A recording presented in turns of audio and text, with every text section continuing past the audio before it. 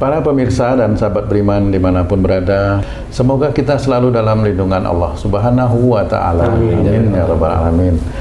Di video kali ini kita akan ngaji lagi bersama guru kita semua, Pak Ustadz Danu. Assalamualaikum Pak Ustadz. Waalaikumsalam warahmatullahi wabarakatuh. Amin ya Rabbal Alamin.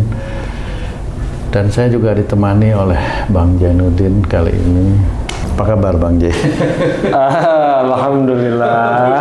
Masih kuat ya? Masih dong. Aduh, Alhamdulillah. Sahabat beriman dimanapun berada, baru-baru ini saya ketemu teman ya. Ya biasalah ngumpul-ngumpul. Saya pensiun tapi teman saya ada usaha lah, dia punya dagang, usaha dagang. Teman saya ini usaha dagang baju Pak Ustadz.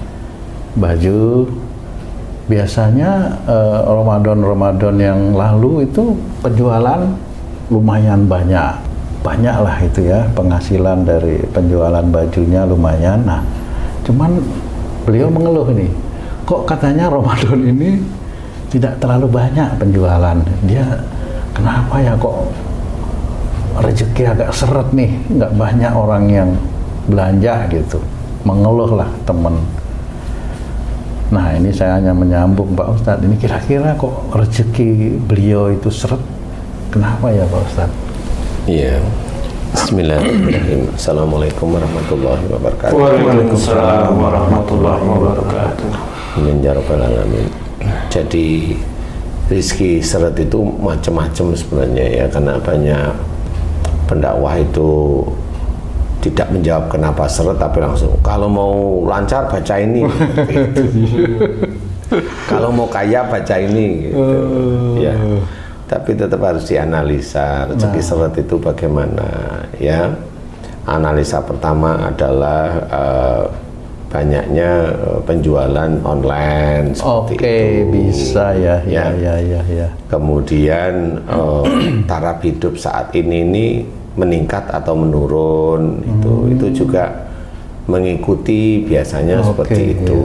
Bagaimana seseorang itu kok bisa seret seperti itu ya, bisa aja karena online ini udah banyak seperti itu. Kemudian apa?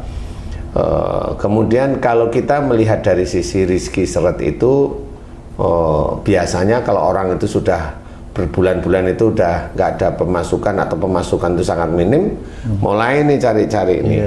Mana ada kiai yang bisa ngelancarin usaha? Nah itu juga nggak boleh itu yang seperti itu ya, ngelancarin usaha. Kemudian apa? Ya akhirnya baca-baca mantra yang mantra itu nanti kasih ke tokonya, nanti banyak yang datang dan sebagainya. Itu bukan dari Allah Ta'ala, itu dari setan yang seperti itu. Jadi jangan dilakukan. Allah tidak seperti itu cara membagi rezeki, nggak mungkin. Dan Allah itu tidak bisa dikomando oleh orang-orang yang seperti itu, tidak bisa. Kalau bisa dikomando orang seperti itu, dia bisa masuk surga loh ya.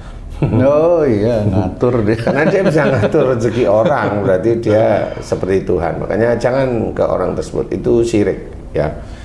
Selamanya orang Islam yang melakukan kesirikan dan dia tidak bertobat dan dia tidak melakukan taubatan nasuha, kemudian tidak melakukan lagi, kalau dia syirik dibawa sampai meninggalnya, dia akan masuk neraka selamanya. Jadi jangan seperti itu. Nah, jangan pilihan yang seperti itu, jangan. Rezeki syirik ini salah satunya diceritakan seret dalam, ya Pak? Rezeki syirik, seret maksud saya ya. Rezeki seret ini sebenarnya diceritakan dalam Quran itu ringan-ringan aja. Wa fis samai rizqukum wa ma tu'adun. Ini adalah cara Allah memberikan pengetahuan kepada kita. Di langit ada jalan rezekimu. Jadi bagaimana seseorang itu bisa diberi kelancaran rezeki oleh Allah Ta'ala? Di Quran sudah ada bagaimana caranya. Satu, umpamanya diceritakan innahum kanu qabla dzalika muslimin, sesungguhnya mereka di dunia selalu berbuat baik untuk diri sendiri. Apa ya? Sholat, puasa di bulan Ramadan, kemudian baca Quran. Cuma memang harus ditertibkan. Sholatnya harus karena Allah, bukan sholat itu agar rezekinya lancar, agar jangan seperti itu ya. Sholatlah karena Allah, sholat untuk mencari ridha Allah, sholat lillahi ta'ala, udah titik. Karena itu yang nanti akan diperhitungkan Allah, benar itu yang seperti itu malah. Kemudian puasa ya karena Allah, ya puasa karena Allah, baca Quran karena Allah. Kemudian berbuat baik lagi apa? Dengan orang tua, ditata cara bicara dengan orang tua, jangan menyakiti hati orang tua. Ladeni orang tua dengan kasih sayang seperti itu, dan itu harus kita lakukan. Jangan sampai orang tua itu hatinya sedih karena melihat perilaku kita yang memang ingin rezeki kita itu dilancarkan oleh Allah Ta'ala. Berbuat baik dengan orang tua. Kemudian apalagi kalau punya istri ya berbuat baik kepada istrinya. Jadi jangan semena-mena. Tahu kalau dia itu pejabat, tahu dia itu gampang cari uang, tahu dia itu gampang korupsi. Kemudian dia semena-mena dengan istrinya, ya, ya janganlah seperti itu ya. Tidak boleh, itu harus dijaga. Hormati istri karena Allah.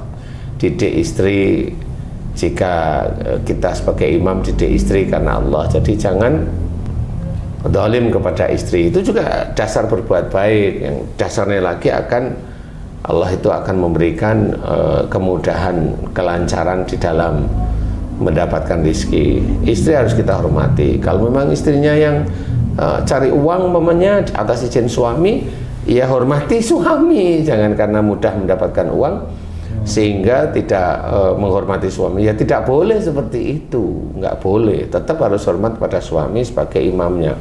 Walaupun suaminya nggak kerja, iya. Walaupun suaminya dolim, iya hormat aja walaupun dia dolim. Urusannya kan suami dengan Allah, bukan kita. Wah saya capek Ustadz, ya bisa aja kalau mau capek. Ya kalau susah ya capek ya bisa aja sudah. Jangan gerutu, karena gerutu tidak boleh. Kalau ditanyain lah, dulu yang milih suami siapa? Ya saya sendirilah, kan nggak usah gerutu. Yang berikutnya apa? Kanu qalila minal laili ma yahjaun. Jadi orang yang menyedikitkan tidur di waktu malam. Jadi ya, pada saat dahulu orang-orang itu senantiasa mendengarkan kajian-kajian dari Rasulullah, sehingga dia menyedikitkan malam itu karena mendengarkan wejangan Rasul.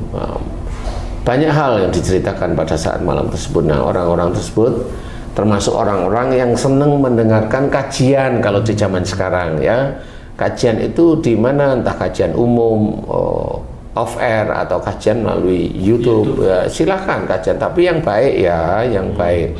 Jadi bukan kajian yang provokatif, ya jangan. Yang baik, kajian-kajian baik yang mengajarkan kehidupan sehari-hari, mengajarkan ilmu-ilmu agama dengan baik, mengajarkan sunnah-sunnah Rasul dengan baik, seperti itu. Tidak satu dengan satunya itu menghujat. Oh jangan ikuti yang seperti itu. Tidak baik seperti itu kita ikuti, karena kita akan terprovokasi sehingga kita akan mengikuti, sama-sama mengikuti yang senang bertengkar. Enggak boleh ya. Kajian-kajian yang baik yang menuntun kita itu menguatkan iman kita kepada Allah Ta'ala, lebih takwa kepada Allah Ta'ala. Kajian itu boleh. Kemudian apalagi nih yang dianjurkan mendapatkan jalan rezeki dari Allah Ta'ala. Wabil asarihum yastaghfirun. Jadi di penghujung malam mereka senantiasa memohon ampun. Penghujung malam ini identik dengan sholat sunnah tahajud. Kalau saat ini Ramadan berarti sholat qiyamul lail yang berisi tarawih ya, tarawih dan witir. Nah, kalau momennya sudah witir, boleh nggak sholat sunnah tahajud? Silahkan aja, nggak ada masalah ya. Kemudian kalau sudah witir nggak mau sholat, iya nggak apa-apa. Semuanya benar. Yang tidak dianjurkan itu tidak sholat sama sekali ya. Yang itu tidak perlu dibahas. Mau sholat itu 23 rakaat silahkan, mau sholat itu 11 rakaat silahkan, nggak ada masalah ya.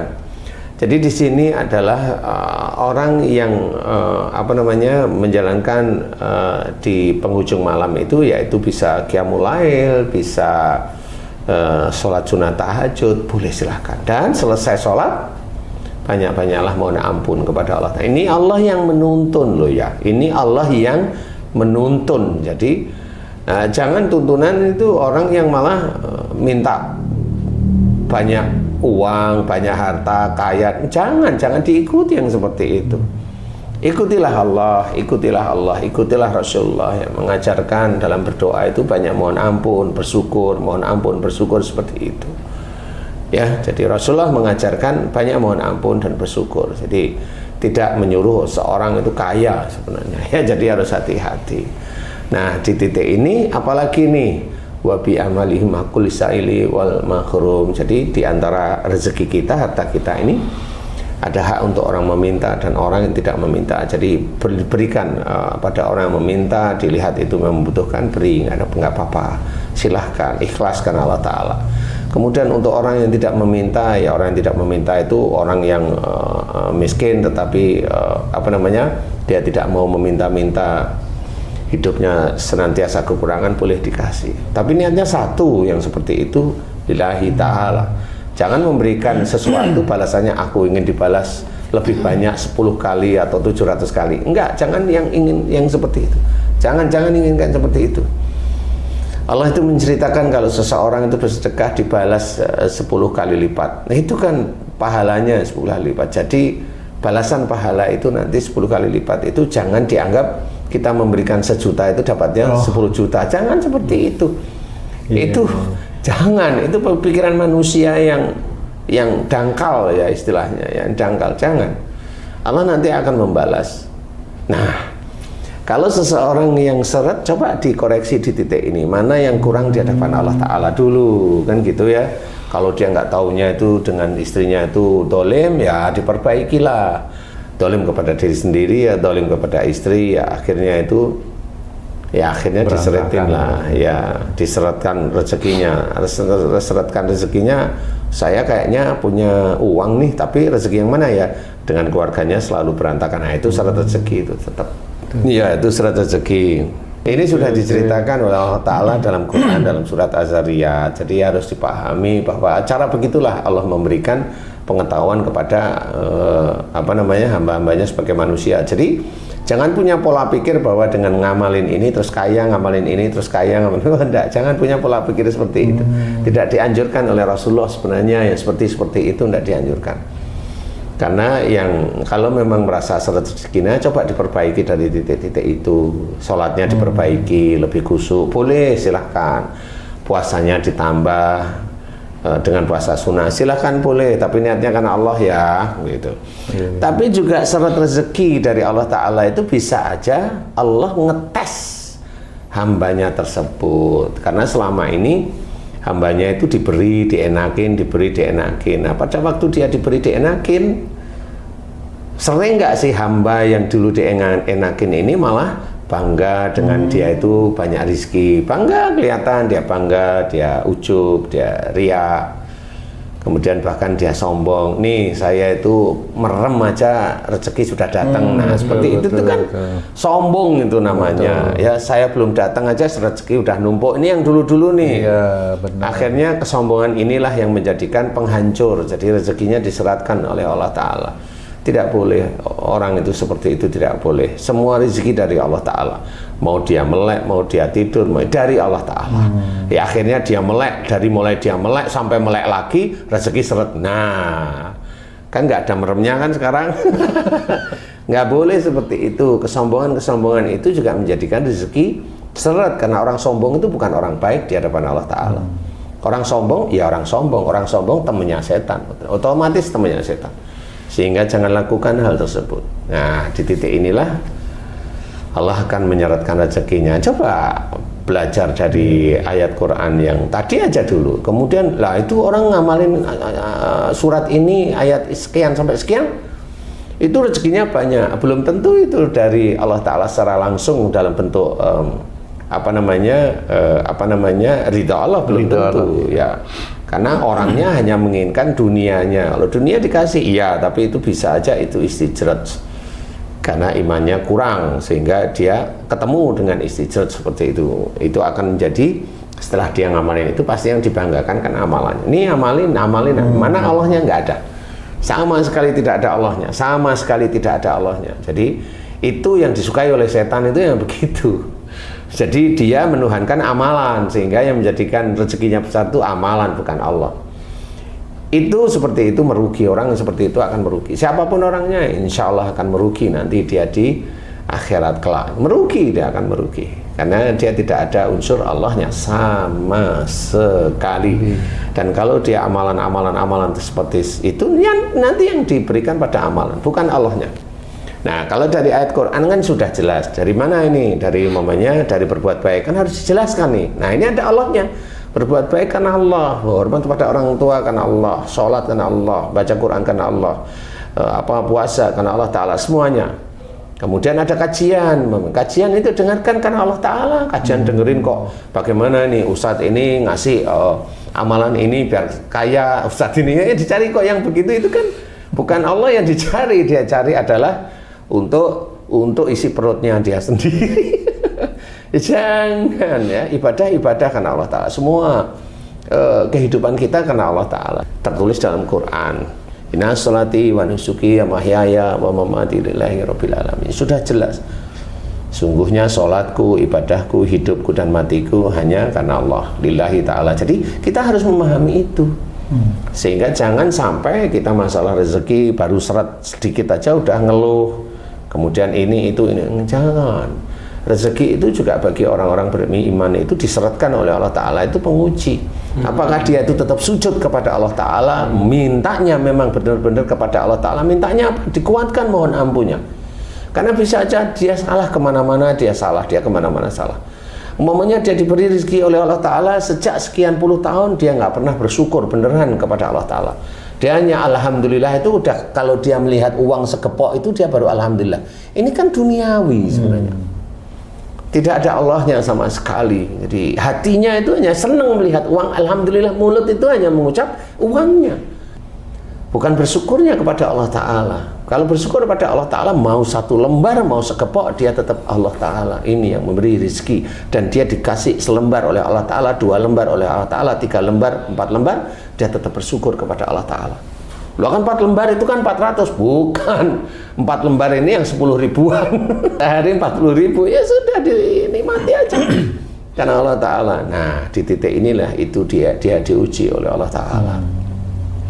Begitulah cara Allah menguji hamba-hambanya yang beriman. Jadi jangan mengeluh tentang seretnya rezeki, tapi pelajari dulu apakah kita itu termasuk orang yang tidak bersyukur atas nikmat Allah yang lain. Nikmat apa? Coba Allah sudah memberikan kita itu bisa menghirup udara, bisa hidup. Pernah bersyukur enggak? Pernah bersyukur enggak? Pernah, jarang sekali. Kemudian Allah itu memberikan setiap saatnya, di luar itu bisa buang air kecil, bisa BAB. Bersyukur enggak itu? Enggak akan dia bersyukur. Nah, di titik-titik itulah Allah tidak akan memberikan nikmat. Nah, diseretkan ngeluh dia. Nah, begitulah manusia. Nah, kita termasuk orang yang seperti itu apa enggak? Oke. Pilih mulai saat ini seperti itu. Pak Ustadz, izin tanya ini Pak Ustadz, untuk instansi misalnya Pak Ustadz ya, satu anggaplah kontraktor gitu, BUMN anggap aja gitu. Apakah perolehan proyek itu bisa dikatakan rezeki Pak Ustadz? Lah perolehan proyek itu dari mana kan gitu ya? Tender misalnya gitu Pak Ustadz. Oke. Ya. Persoalan di dalam kantor seperti itu, gaji itu dari mana sekarang? Sekarang kalau tender kemudian umpamanya di tender itu ada keuntungan 10% atau 15% tertulis di situ. Kemudian spesifikasi jelas. Nah, kalau ibarat peruntukan dari tender itu disalahi, umpamanya kantor itu udah untung 10% atau 15% dari proyek itu berapa? Umpamanya 50 miliar umpamanya. Kan lumayan bilang 10% itu berapa sih? 5 miliar ya? Miliar. Ya. Peruntukan 5 miliar ini sendiri kan kalau memang itu dari proyek beneran kan bisa, atau gaji kamu sendiri itu dari mana diambilnya? Itu kan jelas itu sebenarnya. Jadi dari kantor dari mana cara kerjanya dia? Dari proyek. Oke, ngambil keuntungan proyek. Oke, sekarang kalau kantor itu ngambil dari keuntungan proyek yang 10%, insya Allah halal.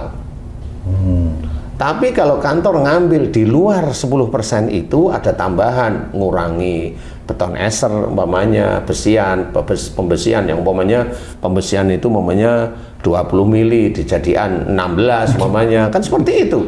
Yang 12 mili dijadikan 8 umpamanya, itu kan sangat sering sekali. Tapi kan itu masih bagus bahwa tidak ketahuan itu ya, daripada minyak dikurangin. mohon maaf Ustaz. Ya bagus di depan mata manusia. Tapi di depan atlet itu sangat jeli. Malaikat atlet itu sangat jeli. Jadi walaupun itu tidak ketahuan di hadapan mata manusia, di hadapan PPK umpamanya atau KPK lah yang begitu, kalau kan gitu kan nggak bisa ya. Tetapi uang dari itu kan ngalir, ngalir umpamanya kamu yang kapolnya, kamu itu kan ngalir uang itu seperti itu kan punya ATM sendiri nih, ATM untuk apa ini, ATM untuk apa, seperti itu. Nah itu juga sama, pada saat kamu ngambilin uang seperti itu, itu tidak halal. Jadi apa yang kamu dapatkan itu bukan rezeki dari Allah Ta'ala sebenarnya, tapi Allah mengizinkan kamu mendapatkan. Itu harta itu adalah harta yang haram. Kalau kamu memberikan makan pada istri, pada anak-anakmu, selesai, itu akan dipertanggungjawabkan di akhirat kelak. Siapapun orangnya, walaupun dia itu rajin sholat 5 waktu, rajin berjamaah, tetap dia akan mengalami masa-masa nanti ditanyakan oleh Allah Ta'ala di akhirat pada saat yaumul hisab. Itu akan ditanyakan, benar dari mana uangmu, dan itu suruh ngitung dia. Suruh ngitung beneran sama para malaikat. Memang malaikat nggak ahli itu. Matanya itu tajam, lihat besi 20 jadi 16 itu tahu, lihat gini. Tembus ya? Tembus lah kalau malaikat itu ya. Seperti itu. Ngeri. Nah, jumlahnya berapa dan kamu kerja berapa tahun? Nah, sekian tahun itu bisa nggak namanya kamu bekerja itu jadi ibadah? Nggak bisa. Mana ada pekerjaanmu jadi ibadah? Nggak bisa. Teman-temanmu yang lain dari yang ibadah yang mana? Yang mana nih yang ibadah? Tapi menurutnya sih ibadah. Iya, menurutnya ibadah. Kalau memang kita membuka sekarang kita membuka fikih-fikih tentang masalah itu, kita lihat mana yang ibadah? Mana coba? Tidak ada ibadahnya. Mana? Padahal katanya bekerja yang mana yang ibadah, kan gitu ya. Pejabat itu ya bekerja ibadah, yang mana yang ibadah. Nah, yang nggak ibadah dia nggak ngomongin dia. Karena kalau diomongin ketahuan sama KPK. Iya, mana yang ibadah? Sebenarnya mereka yang menganggarkan untuk APBN, APBD itu ya sebenarnya banyak yang tahu. Itu ya permainan. Banyak yang tahu, banyak permainan di situ. Dan mana yang ibadah pekerjaannya, mana yang ibadah? Itu ya. Kalau maaf nih, kalau memakan uang seperti itu, beli pakaian buat ibadah sholat, itu terima nggak tuh Ustaz?